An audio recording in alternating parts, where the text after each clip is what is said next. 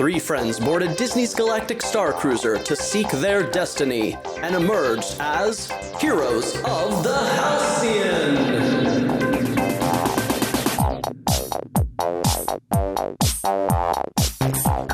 Hello and welcome to Heroes of the Halcyon, the best, and to the best of our knowledge, only Galactic Star Cruiser Superfan podcast on the interwebs.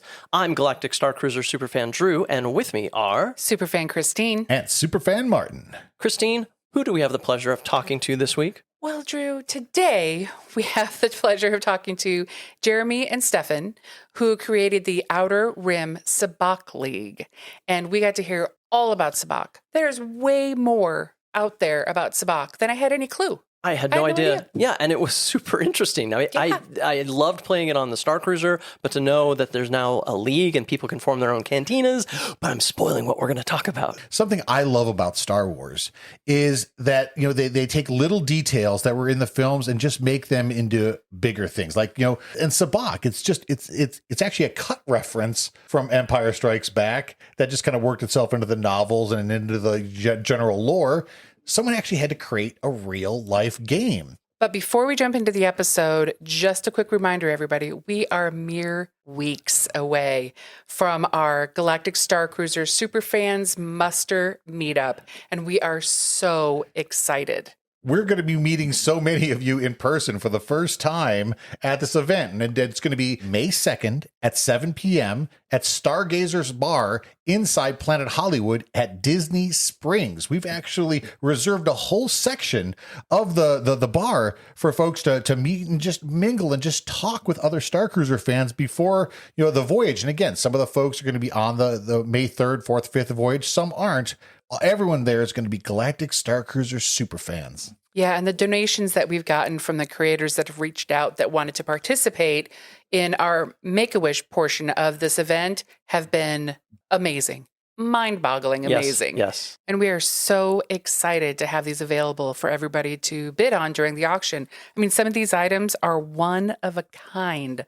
They are really unique creations. So bid generously. It is for the Make-A-Wish charity. Yeah, and we still have a few tickets available, so you can see those tickets available on Eventbrite. Just search for Heroes of the Halcyon, and you'll find the page pretty quickly. Okay, but I am going to take just a moment here. A wish has finally been granted. Something we've been talking about since the first voyage on the Halcyon. We're finally getting an actual release of Gaia's soundtrack. Can't wait. May 4th, it's going to be available digitally, followed very shortly by a vinyl album that you'll be able to buy, I assume, either at Galaxy's Edge or on the Star Cruiser, so can't wait. Well, I got to tell you that if they make that vinyl thing something super limited that I can't get a copy of, I am going to riot. I'm super, super enthusiastic that that was dumb. I am so excited they're actually putting this out. I've enjoyed DJ Rex's second playlist, which was recently released on the various streaming sites, but the Gaia album, that's going to be on nonstop for me. Well, they actually announced this at Star Wars Celebration Europe, which took place this past weekend. And a lot of great news came out of that, that had to do with, Galaxy's Edge. Star Tours isn't particularly Galaxy's, but it's still kind of sort of, tangentially sure. related. And that's going to be getting some new scenes from some Disney Plus shows that we haven't even seen yet. So 2024, we're going to want to be taking some more trips on Star Tours. And we actually had some friends at the show, which was a lot of fun to watch. Yeah, it was really great. Holly Fry was the person doing the moderation for the parks panel. She also had at least one other panel, and it's so much fun to see her pictures on the big screen that they had at Star Wars Celebration, the pictures of her Rhodian tattoo, pictures of her with Wani. Just it's so cool to see somebody that we've talked to and who loves the Star Cruiser experience so much be a part of talking with these people about it. That was really, really cool. And Halcyon's very own crucial crew member was there too. And his pictures were just fantastic. Yes. I mean, you could tell he was just beside himself having an amazing time. A bantha in slop, you might say. we're going through his pictures going, we got to talk to that person. Yep. We got to talk to that person. We got to talk to that person. I mean, it's funny. So Holly Fry's other panel that she moderated besides the Parks panel was the X Labs. They were talking about the Tales from Galaxy's Edge. Right. You know, they have an enhanced version for VR right now that's available for the PSVR 2. And I really tried my very best to use that particular panel to leverage into getting Christine to buy me a PSVR 2 so I can play Tales from Galaxy's Edge in VR. Well, hey, that's Star Cruiser money, Martin. It's funny. That's exactly what she said, Martin. That's Star Cruiser money. I'm like, Christine, by that scale, it's all Star Cruiser money now. Well, I'm really excited because I know they announced that Star Wars Celebration will be in Japan in 2025. Mm-hmm. So besides the Star Cruiser money, are we making donations to our bank for that trip, maybe? I mean, anything's possible. You never know. And as always, we'd like to throw a thank you to our patrons at patreon.com/heroes of the Halcyon. Your donations truly help us produce this content, and we very much appreciate your support. Well, tell you what, let's go Star Cruising with Jeremy and Stefan from the Outer Rim Sabacc League. Well, Stefan and Jeremy, welcome to Heroes of the Halcyon. Thank you very much to be here. Well, we are so excited to talk all about Sabacc today, but something that we kind of like to ask of our guests, just kind of introduce you to our listeners and viewers, is what's your relationship with Star Wars? What's your background? Have you been a lifelong fan, a new convert? What's Star Wars mean to you? My story is, I was born in 70, so I was 7 years old when the movie dropped. And my parents promptly did not take me to a single one of the first three films. Something I bring up every year at Christmas. I fell in love with it through the books. When A New Hope dropped, or Star Wars as it was then, I got the book. I devoured that, the picture books, everything. I started collecting toys. Most of my love of it really was playing with my friends on the playground. Well, Jeremy, what's Star Wars mean to you? Yeah, so I was born at the tail end of 72, so I was barely 5 when it came out. But I remember watching it at the drive-in in the back of my parents' Pacer. And I just remember, just glimpses of like Obi-Wan and falling in love with it and going to the department store the next day to buy all the action figures, but you couldn't buy the action figures. So I remember I got the card, the promissory card, where they were going to send you all those. And then I remember seeing Empire next to my grandmother, and she kept on leaning over, and she's like, well, who's that guy? What's he doing? What's that? And I was, 7? And I finally said, quiet, Mimi. I'm trying to watch the movie. Come on, Mimi. Darth Vader, Hoth, come on. Yeah, it was a huge part of why I got into costuming was Star Wars and the things that were there and the things you couldn't buy. And I remember at 7, that Halloween after everything came out and telling my mom I was going as Luke Skywalker and her being like, oh, and who's this? And I'm like, detailed, like, okay, so it's got to be a white shirt. It folds this way. Like, at 7 years old, I'm trying to tell my mom how to make. No, Mom, that's not right. Which I think is why she's short. Costumes. You get the old plastic, if you got near a heat source, you're just shrink wrap. Oh, yeah. Halloween costumes. The Ben Coopers. Mask that just crushed your face. Now that was Halloween. That smell of vinyl permeating through you, so you're a little bit high the entire time you're trick-or-treating. My mom would tell you that she wouldn't do those sorts of costumes because it wasn't as loving as making a costume, but the fact is we couldn't afford them. So it was like, let's repurpose this bathrobe into a Jedi robe. That'll be fine. There you go. And it worked out well. I think it's why she shortly after that started teaching me to sew, because she's like, nope, you're on your own for this sort of stuff. That's you. I don't want to go through this with Darth Vader next year. Right. It was just magical to have the costumes when we were kids, but I treasure those photos. I actually have a picture of me dressed up in my Ben Cooper, Darth Vader, mask and, cheap lights. This was just a light, remember before Kenner actually released the lightsabers, all the cheapo things, just flashlights with tubes on them. And they sold like hotcakes, and that's what I had. And those are the cool lightsabers. I had like a glow-in-the-dark Gladius, So these days with so much that can pique your interest in Star Wars, whether it be, books, comics, games, TV, what do you usually, or is there usually, way that you consume Star Wars these days? I meast the TV shows are insane right now. And Jeremy and I regularly have these discussions like, why haven't you watched The Last Mandalorian? I'm like, my son won't wake up at 6 a.m. to watch it with me, Jeremy. I'm sorry. It's amazing. I honestly think Rebels, a little bit Clone Wars, but Rebels is when I firmly got on board with the let's go TV, let's go long form.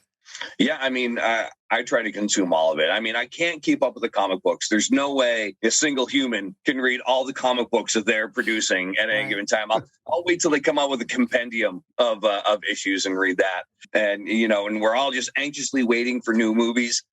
So my oldest son, he just turned 8 a little while ago. And so I was able to bring him to Rise of Skywalker. And that was pretty cool. And he says that's his favorite movie because he got to see it in the theaters with me. And oh, that's great. And when Mando came out, we make it a ritual. We wake up at 6 a.m. so that we can sit there and we make blue milk and we sit on the couch and we watch the episode before he goes to school and I go to work. And now I've got a 2-year-old, a 4-year-old, and an 8-year-old.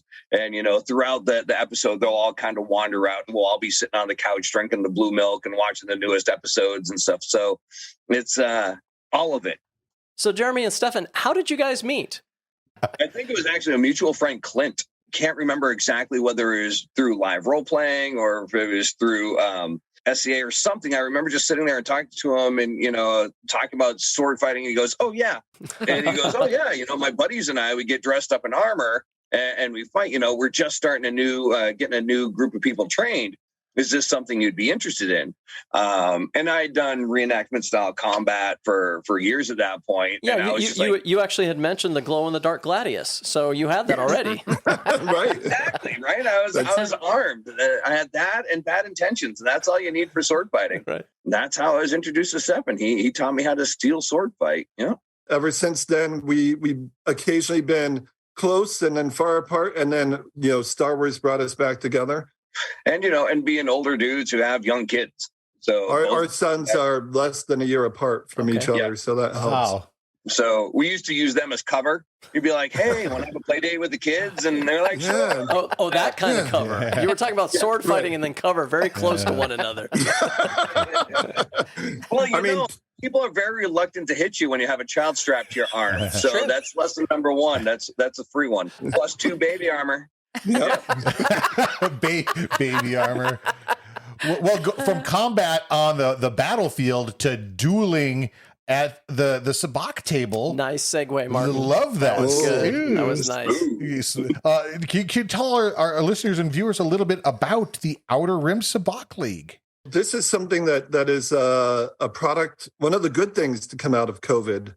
It was literally the fall of 2020, and Jeremy and I were both just eager to be in front of another human being. Our spouses tend to be more comfortable just being by themselves for hours on end. Both of them have worked in museums and that sort of thing. And they're, no, that's fine. People don't have to be here. And Jeremy and I are like, but we need people. We talked back and forth about doing some kind of a Sabacc game and realized that we could set up a tent in my backyard. And we went, well, this is a great reason for people to dress up in Star Wars costuming, and masks in Star Wars are all over the place. So we can get together, we can mask, we'll distance when we eat, that sort of thing. And we'll play fake space poker because why not? Disney put it out. It's got to be fun.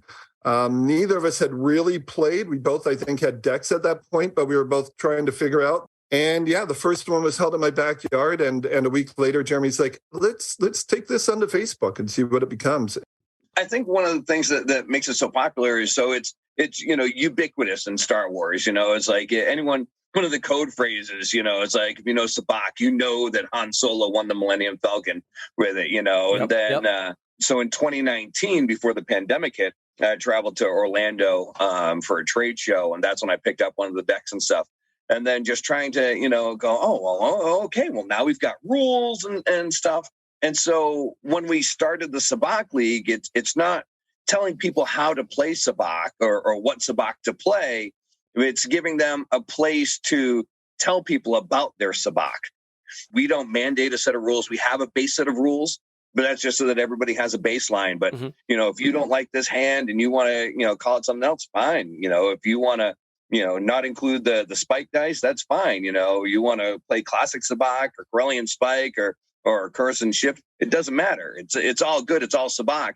We really foster a very positive community.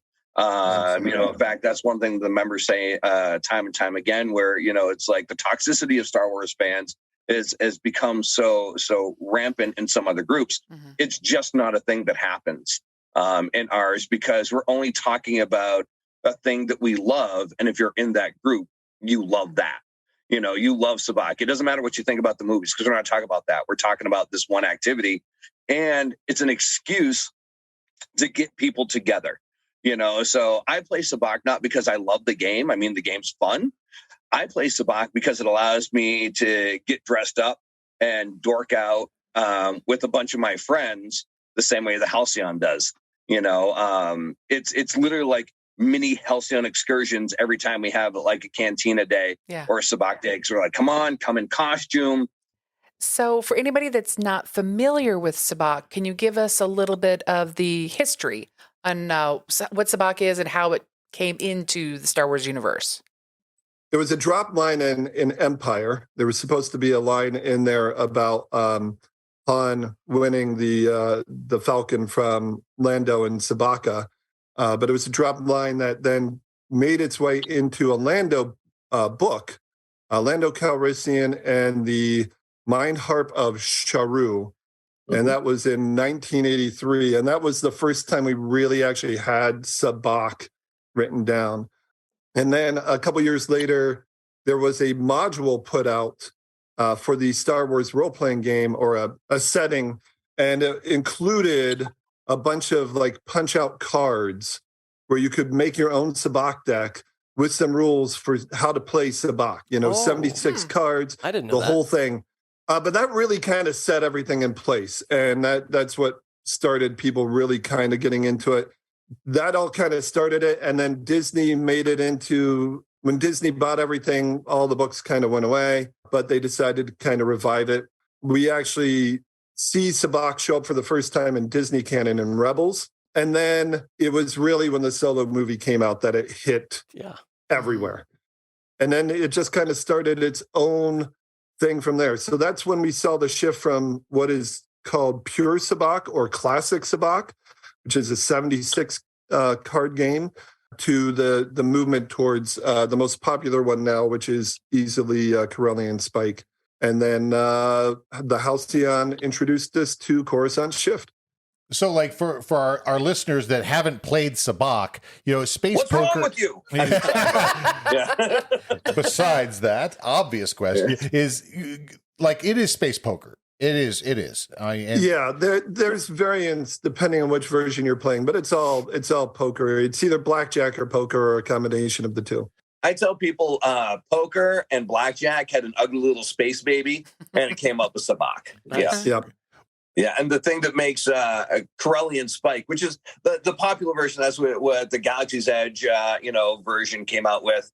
That's what the Solo set was, and that's really kind of what we really push forward with the Outer Rim Sabacc League. Is that at the so it's divided up into 3 rounds, and at the end of every round, you roll a pair of dice, and if you roll doubles, then everyone has to swap out their hand for a brand new one. So, you'll be sitting on, you're like, I've got the 2 Psylops, I'm the man. And then inevitably someone rolls, a spike, and you have to, that's when you watch the grown men cry, and they just kind of slide it across. And, they have something good when they pull out their phone and they're taking pictures of their hand. They're texting you. You're like, listen, you bastard, look at what you just had me lose. That's great.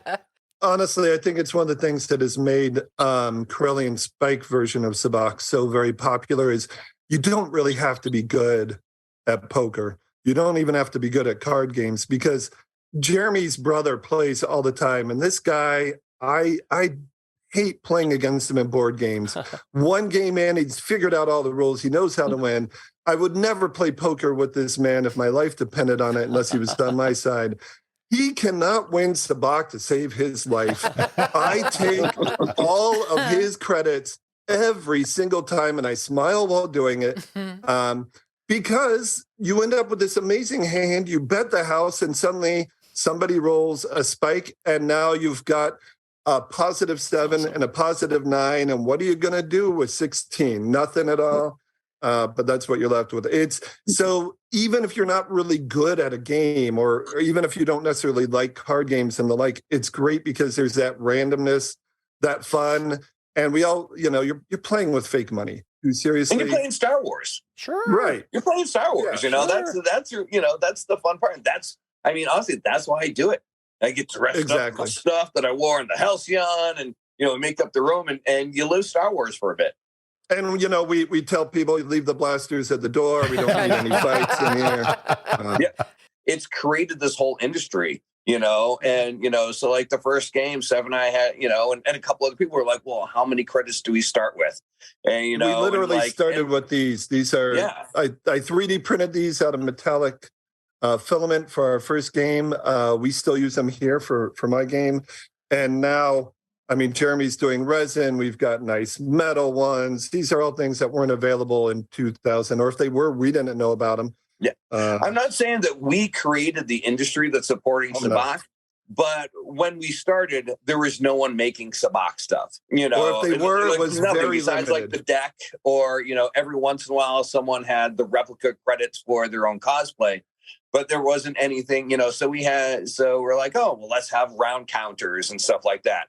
So you come up with little things like little droids that are going to count the 3 rounds awesome. for you. That's good. Yeah, no, when all this started out, there certainly were other people doing stuff, but they weren't it wasn't huge. And I think it just kind of gave everybody a place to come together. Many folks you've had on this show, Mike and Emily, Hyperspace Props, they have gone nuts on this. This is their whole living now, is making cool stuff, because people like me will keep buying decks from Mike and Emily. Hey, we actually support their Patreon every month, and we get every month they ship some cool little thing out. It's a lot of fun. Yeah. That's how I've got most of my credits. So, I gave away, when I was on the Halcyon, I gave away a ton of metal credits.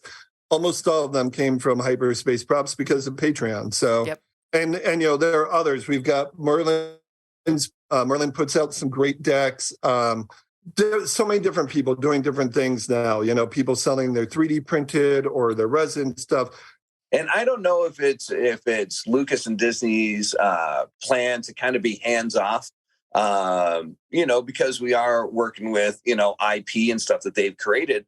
But I also feel like if they see that it is something that's enhancing the brand and enhancing the community and getting people excited, and we're only going out there proselytizing about Star Wars, and they seem to be fairly hands off. I haven't seen a lot of cease and desist, because let's face it, you get a cease and desist, and all of a sudden your 501 goes away. Yeah. The Mando merch disappear. There's only so much a Black Series helmet can cover.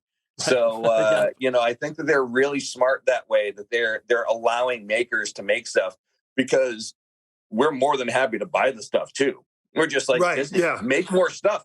We want to make this rain on you harder than we already do. The hundreds, make more stuff. The hundreds I've spent on Sabacc stuff doesn't mean I haven't bought every version of every Sabacc thing they put out, not to mention droids and lightsabers and everything else. So this is in no way impacting my spending of Disney dollars. So right. It gets us excited to go back. It gets us excited to do more, and you want to go to the Halcyon, because, I've lived this little corner of Star Wars.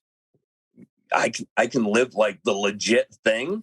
I don't have to pretend, this. I walk in, I'm like, yep, I'm going to Star Cruiser.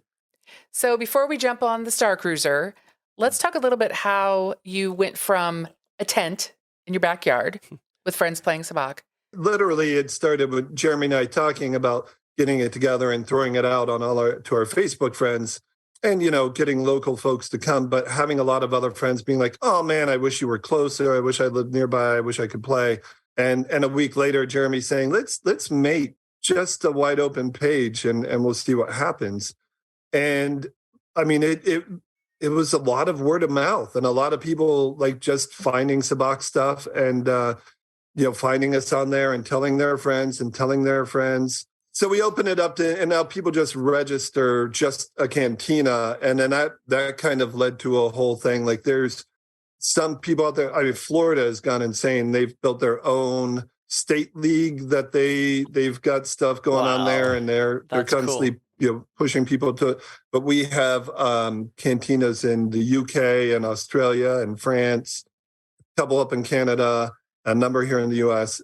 It's just I think correct me if I'm wrong, Jeremy, but it's mostly word of mouth and just having something cool that people could come and talk about. And honestly, the community. That's really what we focus on. And I think that's helped us grow because people aren't worried that they're going to be like called out for their love or dislike of any aspect of the whole universe. I can definitely say the Halcyon opening up, between the Halcyon opening up last March and Celebration, where Emily and Mike were, and a couple other members ran a great panel on Sabacc. That has helped us immeasurably in people suddenly going, Sabacc? Yeah. What?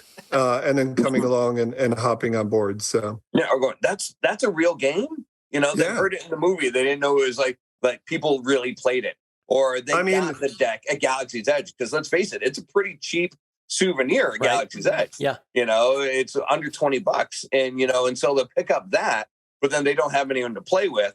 And so, we're almost kind of like Sabacc Tinder in the fact that we're trying to match people up, for some hot Sabacc action. Wherever they're. And so, and that's what the Sabacc League is good for is like, and having that cantina list. So you go, hey, I'm in, Oklahoma. Are there any groups? And, and lots of times we're matching people together and they're getting together and finding their people, finding their tribe. So tell us the name of the Facebook page. Outer Rim Sabacc League. Yeah. Yep. And then we've got, that's Galactic page, but that's the easily found one. Yep. Outer Rim Sabacc League, which was just a throwaway name that has now become canon, I guess, in our canon. Head canon. Sure. Yeah. Sure. So, Jeremy, I know that you guys have mentioned the various types. You mentioned Corellian Spike. I know we know about Coruscant Shift. What's the difference between the two? Oh, goodness. I look at Coruscant Shift as Sabacc with training wheels. Okay. Both Shift and Spike involve a set of dice. But in the game of Coruscant Shift, which is what is played on the Halcyon, the two dice are very different. One has a set of numbers on it, and one has different suits of cards. And they're rolled only at the beginning of the game. So you roll them at the beginning. They determine what you are trying to get, what number you're trying to hit, whether it's 0, 5, 10, or -5 or -10. And then what suit is the most powerful, your trump suit, if you're used to classic card games. And then that doesn't change throughout the game. There's not the randomness in Coruscant Shift that you see in Spike. Okay. So from that point on, you're all dealt 5 cards. You have to keep one, but you discard down to what you want and build back up, always shooting for that initial target, say -5 with blasts or squares. Okay. So that's what you're always shooting for. And at the end of the third round, whatever cards you've decided to keep, that's what you're playing. If there's a tie, then whoever has the most trump cards is going to win. Okay. And if 2 people win, then there's a sudden death draw if highest card takes it. Gotcha. Okay. Corellian Spike is a lot more complex because you've got hands. You can say, okay, well, 2 people got Sabacc, but this person has Sabacc with a matched pair. So that's better than this person who's just got a bunch of random cards. And this one's got 2 pairs. Okay. There's a whole hand rankings thing. Which it's like really poker complex when it comes into that. But you're always trying to get that target of 0. Gotcha. It doesn't have a moving target. It's always a target of 0 on that one. Well, every once in a while you come through it all and someone's like, wow, dude, you got a yeehaw. And you're like, I what? So it's just like, it's like, are you playing Texas Hold'em? Are you playing, any of the other pokers? So it's similar to that. Gotcha. You can tell we're big poker players when we go Texas Hold'em and all the other versions. Well, talking specifically about the Holo Sabacc, on board the Halcyon. I personally think that they made the right decision going with the Coruscant shift. Oh, totally. To simply make it, I mean, on our first voyage, we didn't get even a chance to sit down at the table was always full because we went really early on our first trip. So the Sabacc tables were 100% occupied like all the time. But to be fair, another piece of it was I was a little intimidated. I didn't want to sit down at a table for a game I didn't know and look stupid. Sure. And then the second, one of the things we really wanted to do, our second voyage, was no matter what, we're going to sit down and we are going to play this Hollow Sabacc. And it was so easy to pick up. And the people that work in the Sublight Lounge will sit down with you. The characters will sit down with you. And we were up and running and playing that game intelligently in 5 minutes. Yeah, yeah. And then Zach's the last journey I was... Oh, sorry. No, go ahead. The last journey I was on with my friend Clint, we sat down to play, and both he and I, he'd played a little bit. I'd been playing Coruscant Ship for quite a while at that point. And this woman who never played before just cleaned our clocks round after round after round. It was hilarious. But the first time I went on, I decided, hey, I'm the big bad, Sabacc guy I am. I'm one of the founders of the Outer Rim Sabacc League. I need to enter the tournament. Let's go. And so I did, and promptly got my butt handed to me by a 10-year-old in a Princess Leia dress. And so I entered the second round and got my butt handed to me again. But my favorite part of the whole thing was when that same 10-year-old princess, someone said, if you want, you can fold. If you don't feel like you have a good hand, she's like, what is folding? And I'm like, I am walking away. She's just psyching you out. Totally. She knew what it was. She was just psyching you out that's not a thing on her plate. That's great. She was, my son still refers to her as my Sabacc nemesis. Yes. Which is great fun. But you don't need to be intimidated, especially by Coruscant Shift. You're absolutely right, Martin. It was the right way to go. Super easy to learn. My son and I played it before going on our first trip, and he had it down within 2 rounds. Yeah. It's a good entry, dip your toes into the water and then realize it's not nearly as cool as Shift or as Spike. So. It's a teaser. That's what it is. I mean, exactly. I walked off the Halcyon wanting to know more. And that's so I'm kind of curious. Both Stefan and Jeremy, what's your thoughts on the actual implementation of the Hollow Sabacc? Like the controls, the interface, the displays. How do you feel like how is that done correctly, or is there anything that you'd like to change if given the chance? I liked it. I mean, it's different. And, and it was, they're swinging for the fences for it. And I think that they more or less, got it. It's not the hollow version, that we really want, where it's, these perkly, 3D holograms that are only visible in one way and stuff like that. Right. But we're not there yet, like it was believable. Yeah. And that's the thing. There is a suspension of disbelief, and they did it in a right way. Like, I only played, like one round when we were there because, I had missions I had to do. Right. But my 7-year-old won, he won the table, and he had a great time doing it. That's one of his core memories. And I don't know, how they would have changed it.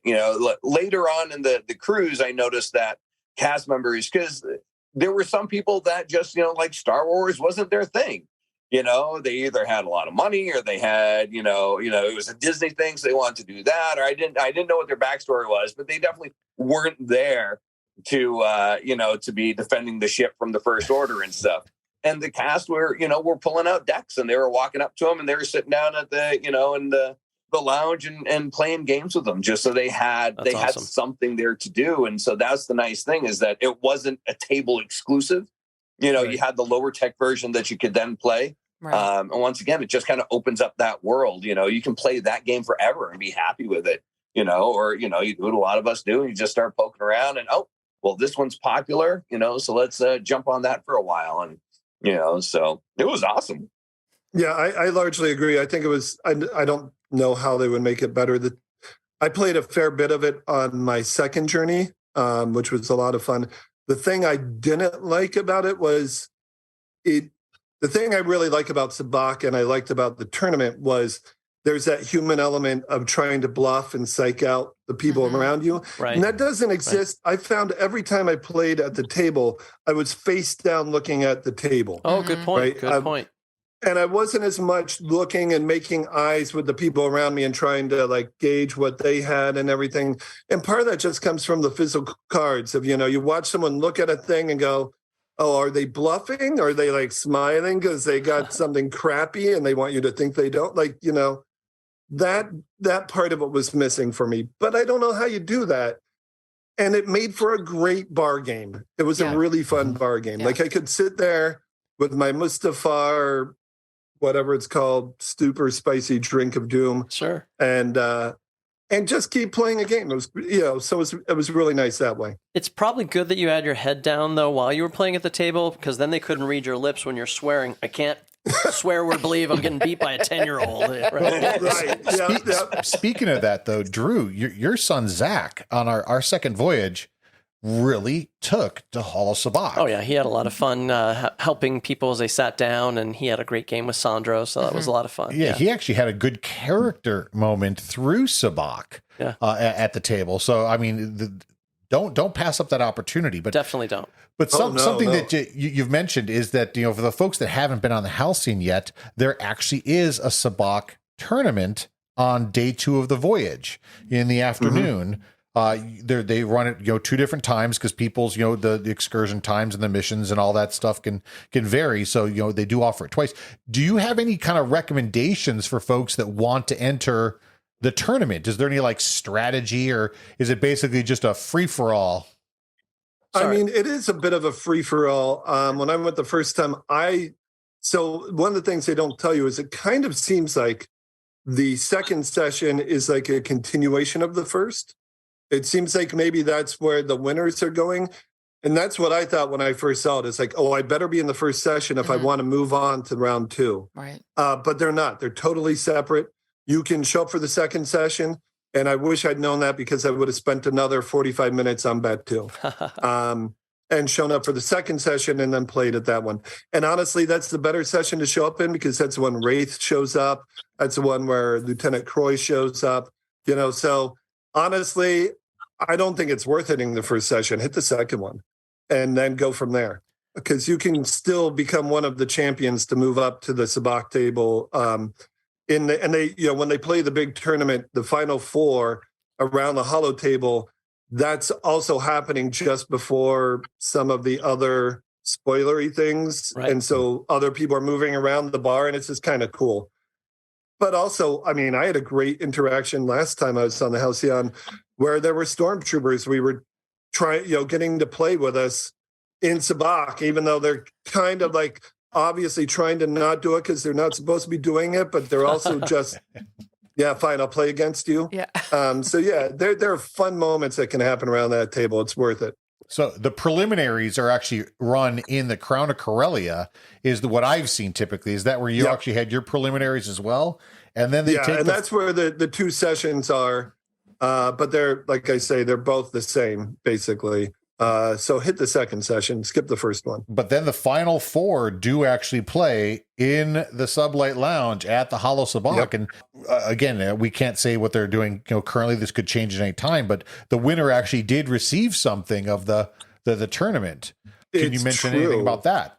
I know that. So oddly enough, we have one of these, even though I didn't win on our first voyage. My son won the droid races. Oh, okay. And that's the other thing we rushed back for. We rushed back for the droid races, and then I went off to the Sabacc tournament. And if you win the Sabacc tournament, you get a medallion, a Halcyon medallion. Oh, those are great. Yeah, right. One of the big brassish looking medallions. We came off the Halcyon, and they had not yet gotten my son his for winning the droid race. And the guy who'd won the Sabacc tournament said, hey, they accidentally gave me 2. So here you go. And they gave it to him. Well, then the cast comes out, one of the cast members comes out and gives him the one. So he gave the other one to our niece who was with us, and she's like 9, and the two of them came away with this cool memento. That's great. And because they're it's just a nice big brass thing with the Chandrilla Starline logo on it, but it is a cool little memento that you just don't get otherwise. So. Right. All right. Well, I think we've tiptoed around this a lot. I know we could talk about Sabacc all day, but I know that a few of our listeners would love to hear some of the details about your voyages on the Galactic Star Cruiser. And I tell you what, just to make it easy, we're going to go spoiler hot right away. So if you don't like spoilers, you might want to tune out for this one. But gentlemen, we'd love to hear about your voyages on the Halcyon. And why don't we start with you, Jeremy? So I brought my 7-year-old, and we were.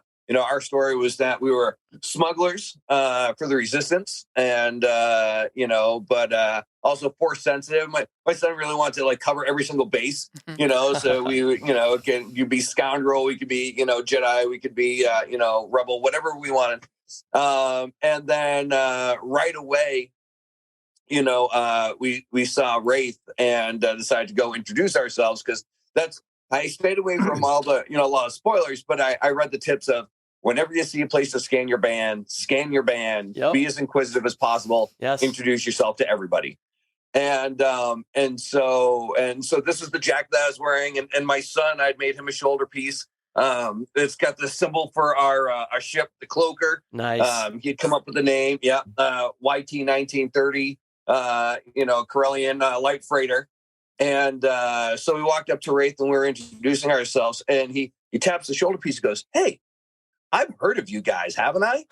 And I was like, "Oh yeah. I'm the pilot. He's the co-pilot of the Cloaker." He goes, "You guys did the, we said, "Oh yeah, we were part of the rescue on Ryloth," and not knowing any of the rest of the storyline or what was happening this day or that. And boom, after that, we were kind of like, we were in with him. Great. And so then we just made sure that, we did everything Jedi we could. We effectively did all 3 of those. We didn't have time for Sabacc because we were running around. We were doing missions left and right. We were, when we were doing the bridge training, or when we were defending, the bridge. We blast, we get Ray onto the ship, and as we're walking out, the captain stops us and goes, "I have a special mission for you too." Oh, that's cool. And you see my son's eyes just kind of light up, and we had to go meet Ray and then get the compressor to Sammy and stuff like that. And so, we go and we're talking with her, and she's like, "Well, I can't be walking around with it. Someone needs to hold this." And she hands it to my son. And so then he's holding the compressor underneath his vest, and we're running around, and that whole thing was just blew his mind. Yeah. And then we got into the lightsaber training. We're big lightsaber fans. So, so when we decided we wanted to do it, we went with another father-son couple. But the only stipulation was we get the bunk beds because, they're the most spacey of the beds. Sure. Right. And then we kind of they're local and we're friends, but we kind of just co-vacationed. We didn't make sure that we were staying with each other, just if it happened, that was great. And then his son was 6 and he got his own data pad. But I was like, no, my son and I were going to stay together. And that was the thing. And so that's what we did, and so we were just joined at the hip every single moment. And That's awesome. Was awesome. It was completely awesome, and just because we were in it, Yeah. And I had given him credits to give out to people. So I had the metal credits, and on the back it had the Outer Rim Sabacc League logo and stuff like that, and the website, so that we could hand them to people and lure them in. Sure. Sure. But I'd given him resin credits, and those him handing them out to people were just these little simple acts of kindness that just came back to him tenfold. It was like the best life lesson a dad could give someone, because we're waiting to go into Oga's. And someone comes over and they're like, "Oh, we love your costumes." Or we're like, "Oh, we're guests on the Halcyon." And so you start talking to him and stuff. And then he goes, "Here, have one of my credits." And he hands it to the lady. And she's like, "Oh, that's very good." He goes, "Well, that one's yours." And so, and she was with 2 other guys, and they're just like, "Oh, thank you so much." They're almost in tears, this little kid giving them things. And they walk away, and he's like, "Hey, Dad, that was really cool." And we get called into Oga's, and we go in. And as soon as we walk in, a wait staff walks up and goes, "So you guys can have anything you want." And we're like, "What?" They're like, "Oh yeah, the people on the other side of the bar, the people that he had given the credits to, had paid for our first round. Oh, And then that's they paid for the awesome. second round and the third round. And they kept on coming over and thanking him, Oh my you God. know, great. because it was just, and, you know, and I was like, yeah, that's a life lesson, kid. Yep. That's You know, this is minor, you know. Yeah, make fake money and give it away, and Right. you get things of value. So this is good. Oh yeah, yeah. You know, or we give them to cast members, and then they would come up and they'd be like, "Here's some raw kyber crystals that we have found," you know, and it's just little plastic gems, but it was that trade, Yeah. you know, Yes. that you had, that, you know, he found that, you know, just by giving away a little bit, you know, it really helped. And when we piloted for Smuggler's Run, every time a cast member would stop us, I'd palm them some credits. And I'd be like, "Hey, we're from the Halcyon. The captain really wants to ensure that we get to pilot the Falcon." That's great. And they're like, you know, they check their palm. They're like, "Oh yeah, of course, sir." And so we're greasing palms the whole way there. No, we don't have to. Nice. And they finally get us, they get us into the pilot position, and we're waiting to get our little pod called, and there are 4 people behind us, and the kid goes, "Excuse me, sir. I just wanted to say that I really enjoy your costumes." And you're like, "Oh, you know, hey, we say thanks." And I was like, "Wait a second, if you're part of our crew, you got to get paid first." And so we paid them, you know, in credits too, and it just blew that kid's mind. You Yeah, know, it's yeah. like, you know, we saw them later, and they're like, "You're the best guys ever." You know? And we were lucky it got into like the extended run because, you know, someone must not have been getting off and said like, "It's because they're on the Halcyon, Daddy."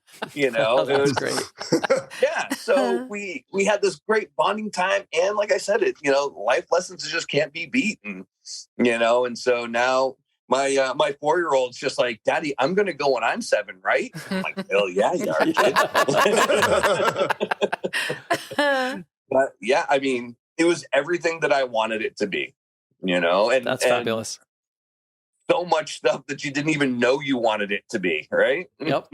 Yep. But like that's what's so special about the Galactic Star Cruiser and Black Spire Outpost, you know, Galaxy's Edge, is what other place allows you to have those kind of interactions with folks. You know, it gives you permission to just pretend Yeah. in public with other people, and everyone loves it. You know, again, not everyone. Some people won't play along, but where else can you find a place where you can play along like that with other families? You don't know these people, but in an instant of connection, you've got this really cool moment.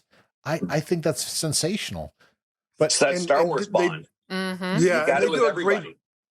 they do a great job of, I think, encouraging it, even in you know, to some extent, on Batu in Black Spire, of like, okay, they're playing and this is cool. We're going to let them go with that for a little bit. They don't just jump in and go, "Oh no, I'm sorry, sir, you can't be have your kid giving out plastic credits." They're, you know, no, they're going to let it go. You know, there are limits, of course, but yeah, it's amazing that they've built that place where you can.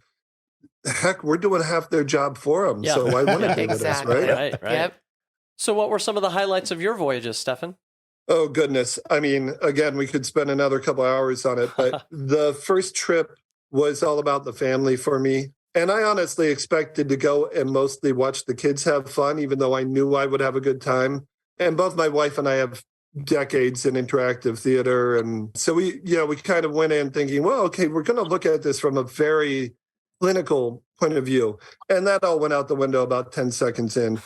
Yep. But we did go all dressed. The whole family was dressed to the nines. We are the Inbina family, so we took our name and crushed it up. And my wife is a xenobotanist. I'm a xenobiologist. We have a whole thing. We were there about check out the porg infestation. This is an invasive species. It's spreading all over the galaxy. It's terrible. And we were playing while we were in line. Long before we got in, we had people playing along with us. We were having a great time. Friends of ours from the Sabacc League were on the same trip with us, and we had great time there. That first trip was all about the kids, and honestly, some of my favorite moments were watching them play. Sure. Just maybe my favorite moment of that trip happened on the first night when my wife comes up to me. I'm sitting in the atrium. I'm finishing off probably a gimlet or something. And she's like, "There's a very hairy visitor in the engineering room right now, and she knows that I'm 6'5". One of my favorite Star Wars characters of all time is Chewbacca, and so I like dashed down there. I get down there, and it is literally just him, a cast member, and our two kids running around doing all the puzzles. Right? Nice. They're just doing all the things. They've been at it for an hour. Oh my God. And I just start talking with Chewbacca, and I don't speak a lick of Shriwook, but somehow I understood everything he said. And we start talking about being dads. It was great. Yeah. And they run by at one moment, and he just kind of, I'm like, yeah, those are mine, kind of thing. And it was just a wonderful, magical moment of me talking to this guy in a Wookiee outfit, but I was full on. This is Chewbacca. Yep. We're talking about being dads, and he's commenting on my kids running by. It was amazing and wonderful. And that just kind of set the tone for the whole rest of the trip for me. That was the first night. It just snowballed from there. The kids were into the missions. I was into the missions. We were having great times. My wife's favorite moment happened in the atrium at Muster when Wraith Cole, as we all know, it all comes back to Wraith. It does. Comes up, puts his hand on her shoulder and says, "Is this a meet cute?" At that moment, my wife is quite introverted. She's just like, whatever the hell this guy says, we're doing. We're with him. And that started us that time. Which meant when I went back the second time, I went with a friend of mine. We both acted together for decades. We fell into old tropes early on. And I'm like, okay, I've done most of the smuggler. I've done most of the resistance and the Jedi, but I'm going to go hard in on the Sabacc experience this time. I want every single morsel of that. And we're there in the atrium, and all of a sudden Wraith comes up, puts his hands on our shoulders and goes, "You guys look like you can be trusted." And I'm like, sorry. Let me censor that for that. Oh, yeah. Damn it. That's great. That's beautiful. That's beautiful. At that moment, and Christine, that was the time I got to be the one to grab the stone. Nice. Yes. We came back from our trip from Batu. I'm getting on the shuttle, and somebody walks in with a crate, one of the cast members, like, "Can someone get this back?" And I look around because I know what this is, but I want to make sure everybody else gets a chance and nobody moves. I'm like, well, all right, if you guys aren't going to have fun, I am. I'll take the crate, right? Get off, hand off the crate. And I'm like, oh, we should go talk to Wraith. And he literally walks out of the Sabacc tournament of the Crown of Corellia. And he's like, "You two." We're like, "You." It's like, "I can't do this without you guys. You are my right-hand man." I'm like, oh. Man. We're in deep. All right. And we were the rest of the trip. It was amazing. Wouldn't trade it for anything. Had a great time.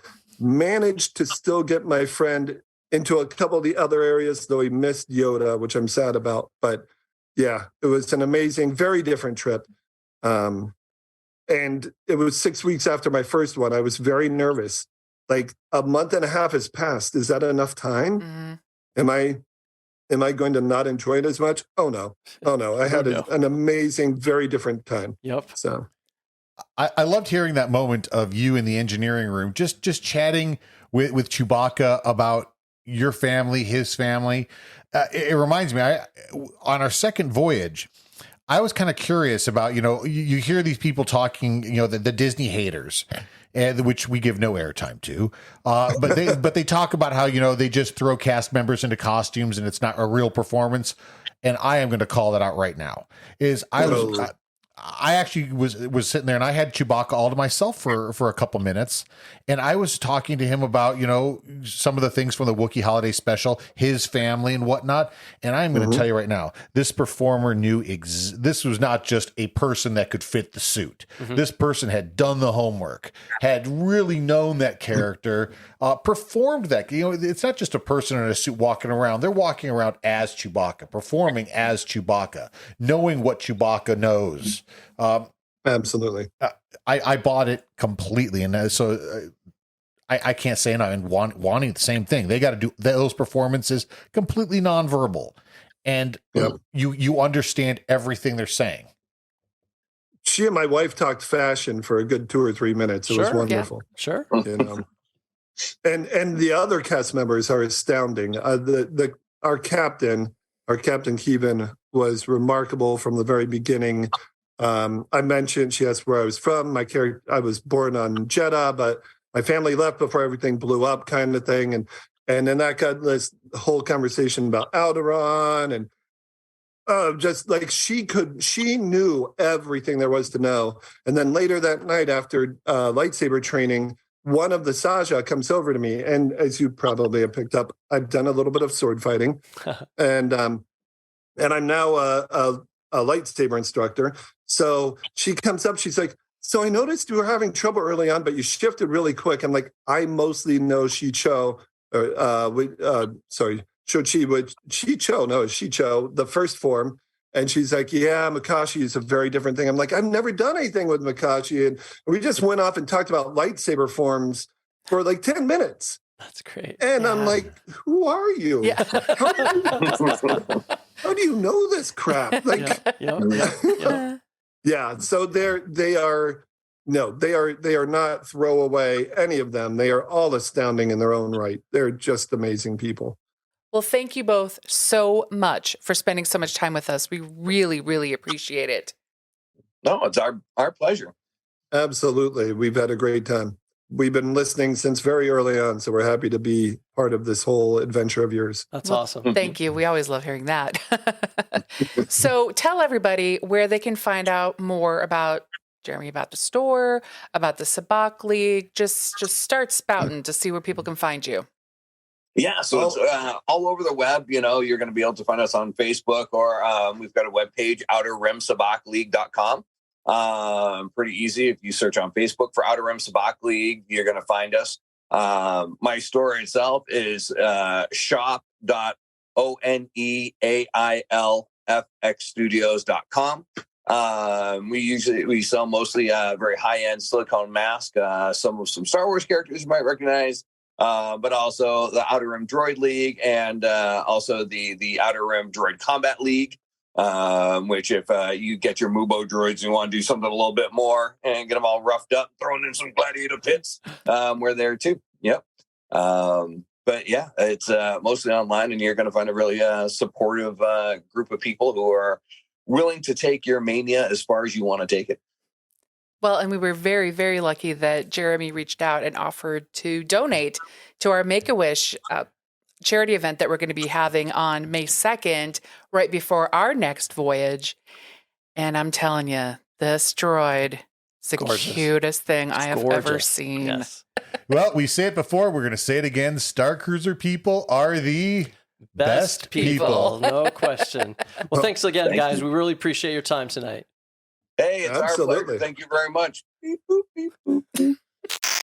Well, what an incredible conversation. So much fun. I again, we mentioned it in our intro. I didn't know we could talk about Sabacc that much. That was so much fun to talk to them. Well, it's official. We are going to be the Gilbert, Arizona Cantina. So to all of our listeners and viewers out there, send us your suggestions for our names for this cantina. Let's think of something fun and Halcyon themed. So sure. Christine, if folks wanted to send us suggestions, where would they do that? Well, you can always email us at here'sthehalcyon@gmail.com. We love getting your stories, either before the Halcyon or after the Halcyon or while you're on the Halcyon. Right. Whatever. Just send us your stories. We love to hear about them. And you can always find us on Instagram at Heroes of the Halcyon, on Twitter at Halcyon_heroes, and on YouTube at Heroes of the Halcyon. Well, the Halcyon always needs heroes, so thanks for listening to this episode of Heroes of the Halcyon. It's always fun to shoot the poodoo with all the Star Cruiser superfans out there. So until next episode, it's our honor. Let's raise our glasses with the Halcyon toast. Tabuite!